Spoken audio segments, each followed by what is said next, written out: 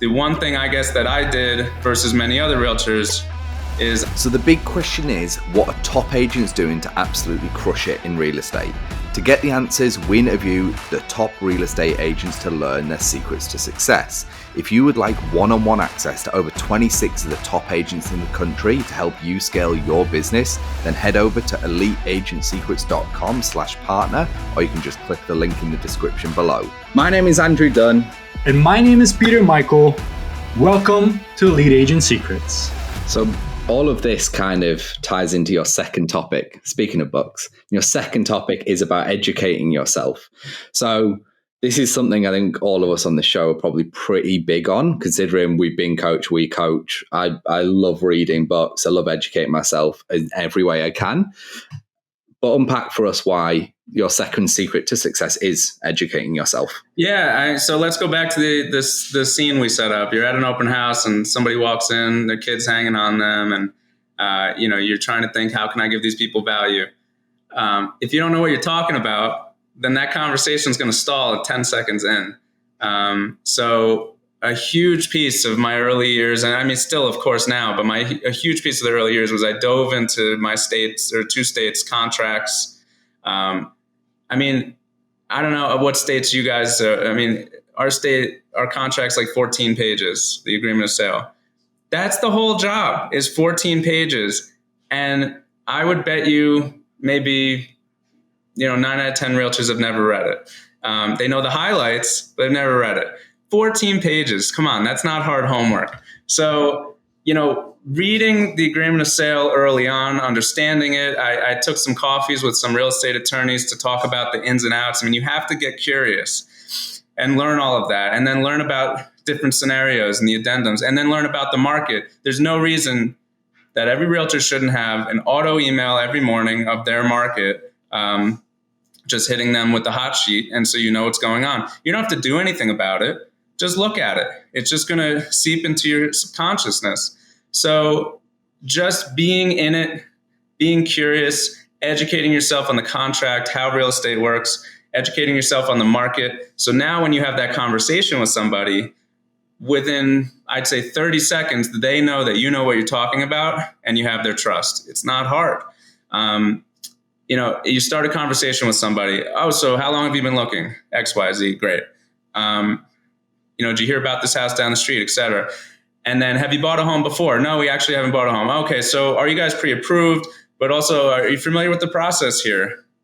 And I think almost every open house, I always flip a page over and I write down the entire process for somebody right there. And I've gotten a lot of clients just from doing that, just from writing the whole process. Well, first we got to talk about mortgage. We have to talk about inspections. Here's how it works. There's a 10-day period, but in that 10-day period, you have 3 different options and all that.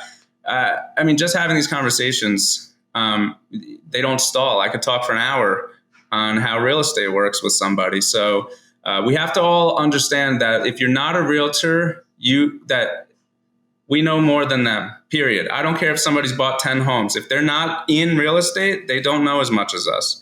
And we need to educate them. And you need to be educated yourself. So that's an important topic for me. And I love the nuts and bolts of it. Again, we only have 14 pages or whatever state you're in to know what. I have six. Yeah. Maybe I think now it crept on to 7, and like half of it's just like blank space. It's incredible. Right. I mean, so the lease contracts are longer than the residentials, right? Yeah. The lease contract to lease are longer than the residential buy contract. Crazy. Yeah. So if you can inform people about the market, about the contracts, about how real estate works, you're going to have a great conversation, and they're going to know that you know what you're talking about. There's no reason we should be unprepared. And if you're back to the open house example, you should know all the sales in that neighborhood. And you should know how that township works. And if there's a use and occupancy or a certificate of occupancy when you resell, you can explain that to somebody. Hey, I know a lot of people are waiving inspections, but the seller still has to do X, Y, and Z when they sell. I guarantee you that buyer didn't know that. So again, just know your stuff, and the conversation won't stall, and you can gain people's trust very quickly. And it's not a gimmick. You've given them value because you're teaching them things that most buyers don't know. When it comes to the educational side, like I know for you, it's like it's 14 pages, do the fucking work. And it also comes back to your start, which was write down my dreams, go to a new state, fuck everyone else, we're doing this. Like, let's fucking go. So just from listening to you, and I'm sure our audience can pick up at this, it's like you've got a winning mentality. So when the fact that you're doing over 70 deals a year, you know, top 1%, all that stuff is not surprising, because a big proponent of success in real estate is like doing it, just like getting shit done and just like consistent work. And then, like you said, education yourself, which is your second topic. Now, when it comes to sources of education with regards like real estate, tactics, strategies, skills, you know, is there certain sources you've used, whether they be free or paid, whether you've had coaching, whether there's certain books you've read that you think would be valuable for our audience, that's like, this was amazing and this really fucking helped me? I don't know what might work for other people. For me, I just joined one of the top offices in my area, and we've had the best team manager at the office who just is a brilliant real estate mind. And I picked his brain daily for years, and that was my education. I just had a great mentor, and you know, like I said, he's just brilliant in this business, and he's seen all these scenarios, and the way he thinks about a deal is from a very principled approach, not a positional approach. He knows how to try to get people to closing. He knows how to speak to a client and educate them. And I learned all of that from him. His name's Jeff. That's who I'll give the credit to. But I think you just have to latch on to you have to surround yourself with people that know more than you do. And you have to be curious and want to learn. And if you don't have that, you're not going to succeed in the business. I appreciate the kind words, but honestly, I mean, I'm not special. I'm not any better than anybody else. We are all equal. The one thing I guess that I did versus many other realtors is I was there and I cared. And I think other realtors don't show up or they won't answer their phone. I mean, it's really that simple. I had a mentor once tell me, it's not that I'm so good, it's that they're so bad.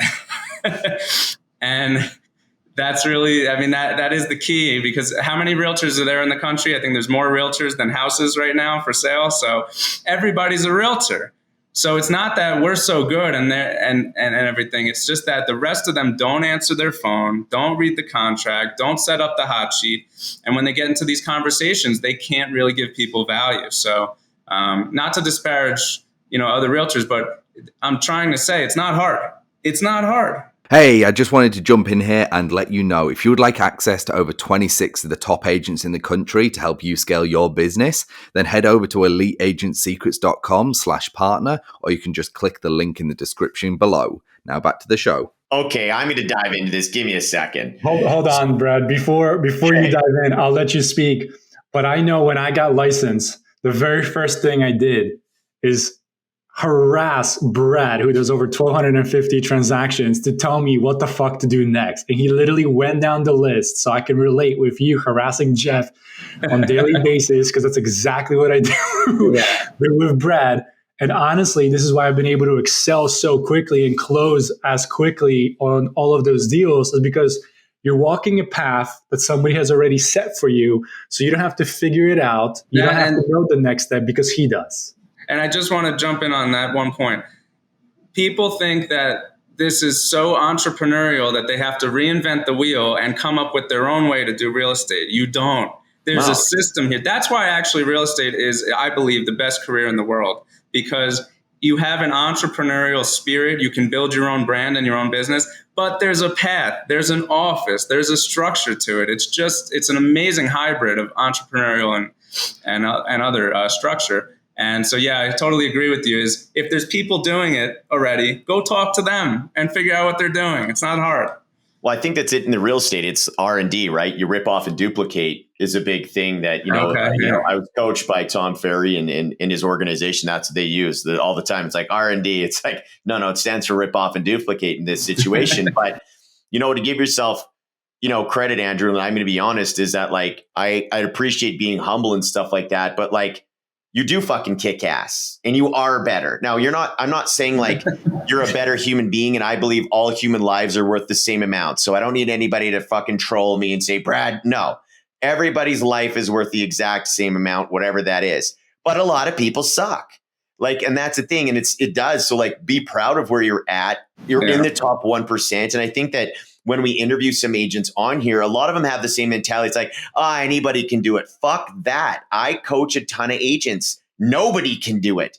Remember, 99% of people can't.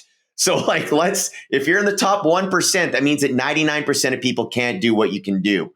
And that's a huge compliment. So, you know what, man, own that shit. That's fucking amazing and good on you.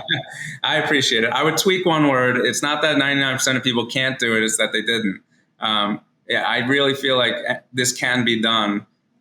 Clearly, you have to be an extrovert. I mean, there's personality traits that you have to have, and it's not a good fit for everybody. But if you have those traits, you just have to do the work. And some people want to do shortcuts, and it just doesn't. You can't do a shortcut in this business. You have to, because when you get into that conversation, if you're so lucky to have an available client that you can build a relationship with, you have to know what you're talking about. And that was the other topic, educate yourself. You have to know what you're talking about, and you can build that relationship in 10 minutes. If you had done the work leading up to it, watching the market every morning, reading the contracts, it's not hard. So all in the preparation. My very first gig when I was a little kid was actually, I worked free for spraying cars that are damaged, repaired, right? And I always remember because he said the same shit, and I'm like, God, it goes through all of life. And he was like, the hard bit in spraying cars, making a good job, is the preparation. He's like, actually spraying the car the correct color is the really easy bit. It takes 5 minutes, you're done. But making it not look like shit is all in the preparation. So you spend 3 days prepping the car. You spend 10 minutes spraying the color on it. It's the prep. It's not the spraying. And then, you just made me think. I just had an epiphany. Most realtors are figuring out how to meet people and get clients, whether it be dialing or door knocking or sending mail. I'm just realizing that's the focus for all realtors, is how to get clients. They forgot about the part that what happens when you get in front of them. Oh, you don't know what you're talking about. So it's a multi-stage and multi-step process, because when we speak with new agents, it's like, just get leads. Like, we buy a lot of online leads, and it's like, the good thing is you can have a lot of failed attempts, and that's kind of okay. Like, you go and you got to learn by doing it. And it's like it's a learned process. But having a mentor, having someone who you can just ask questions, who can help you skip some of the roadblocks, it's so pivotal to basically success early on. Like, if you're committed to this, you'll get there eventually, like, for sure. Like, some people might take 5 years and then they just blast off, and some people it takes a year, and that's all well and good. I think it's just a personality thing. One thing that, after interviewing hundreds and hundreds of agents, dealing with thousands on these coaching calls and stuff, it's like, the ones that win just put in the work. Like, that is kind of the overarching thing. It's like, if you just consistently put in the work, you get there, and it's the ones that don't. Thanks for listening to this episode. If you would like one-on-one access to over 26 of the top agents in the country to help you scale your business, then head over to eliteagentsecrets.com/partner, or you can just click the link in the description below.